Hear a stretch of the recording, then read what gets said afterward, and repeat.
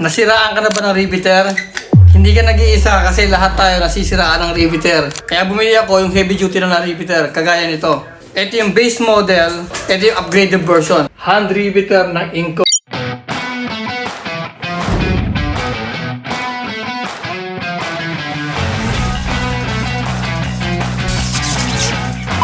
Ito medyo heavy duty na to kumpara dun sa base model niya. Ito yung flash ko sa screen. Ito yung second model niya na medyo heavy duty. Makikita mo dyan, may mga distinct design siya dyan na malalaman mo na ito yung upgraded version. Medyo malaki din siya kumpara dun sa base model. Meron na rin tong 4 na nozzle.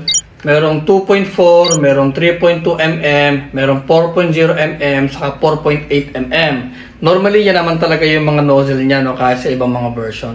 So hopefully ito tumagal na. Nakadalawang project na to so far dito sa bahay namin sa pagdi-DIY. Dalawang ceiling na tinira namin sa isang accent wall. So far so good, smooth pa rin siya. So gusto nyo i-try to, medyo heavy duty. Andyan sa yellow basket ilalagay ko yung eksaktong model na to.